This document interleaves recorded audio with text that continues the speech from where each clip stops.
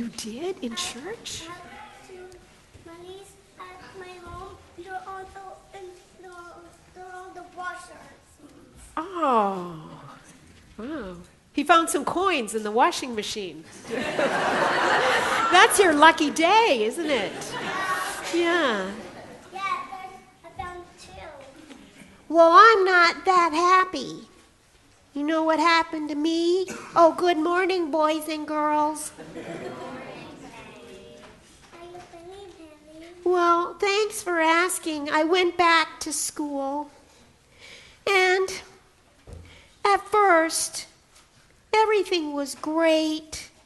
The teacher said, "Penny's back. Let's give Penny a hand." And everybody clapped. And I thought that was nice. And then one girl said, "You can get in front of me, Penny, in the lunch line. You've been gone so long." So I got in front, and I thought that was nice. And then, listen to what happened. I got on the bus, and I was following right behind one of my classmates. And she said, I'm not making this up. This is what she said. She said, "I had such a lousy day today."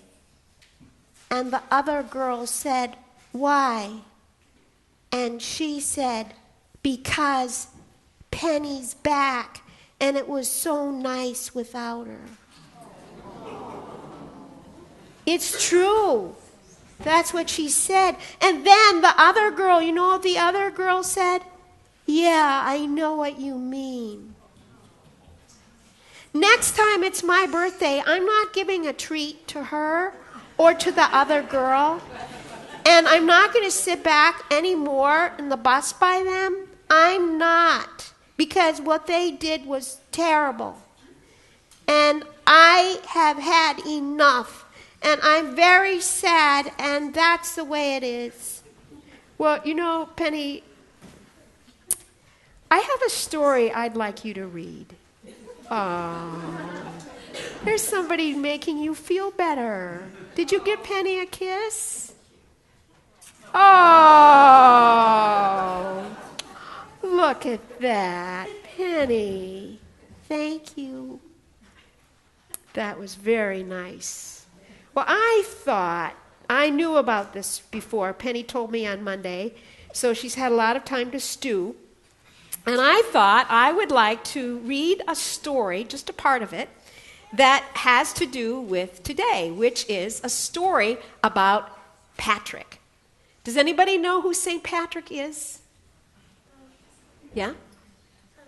Patrick is like Easter. Like Easter. It's getting close to Easter. Yeah? He comes before Easter when we talk and celebrate him. But I'm going to tell you what happened to him. This is the story.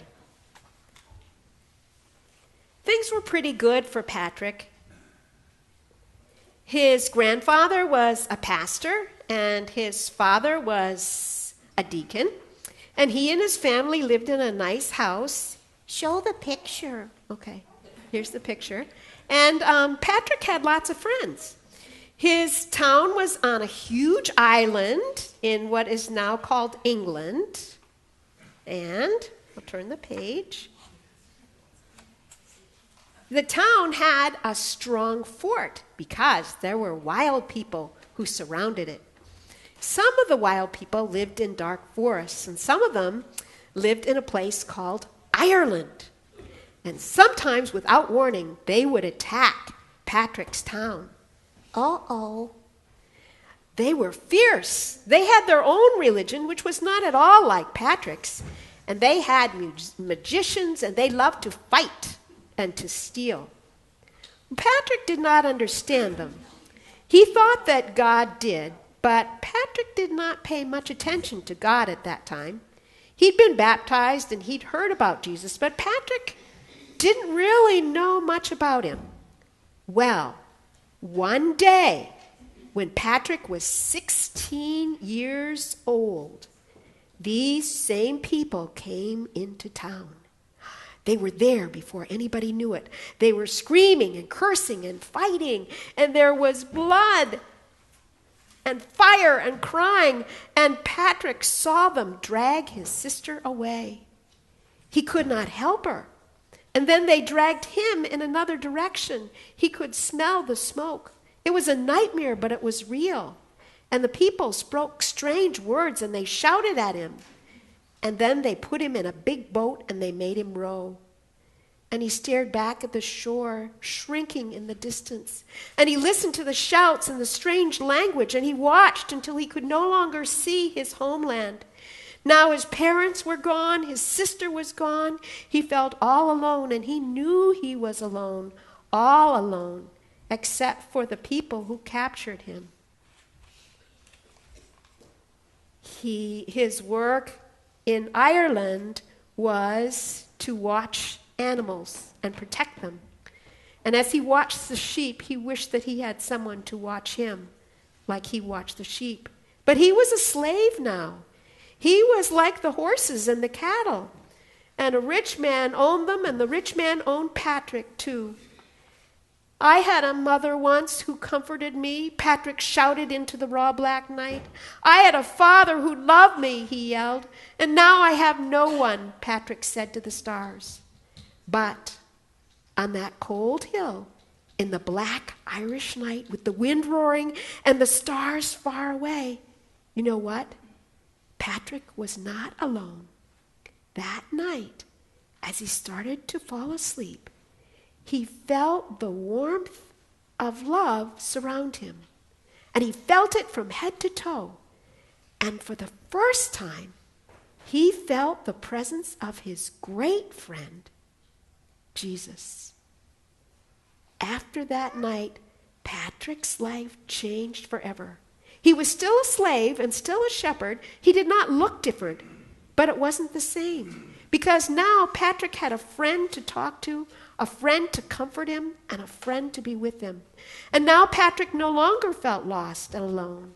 And he felt loved, and he was full of hope. For 6 years, he lived mostly outside watching his master's cattle. And for 6 years, every day and every night, he prayed and prayed and prayed. And you know what happened after that? He prayed and he got free. And the story is happy because when he got home, guess what? Do you think he found his mother and his father? Yes, he did. That's right, Penny. He found them. But you know what? The amazing thing is that even after he was a slave in Ireland, he went back to Ireland when he was free. And you know why he went back to Ireland? Because he forgave every wrong that had been done for him. And he said, I love Jesus so much. I want them to love Jesus too. And that's the end. Is that true? That's true, Penny. That's the story of St. Patrick. And that's the person we celebrate today.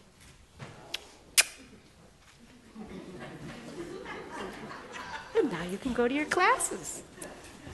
Thank you.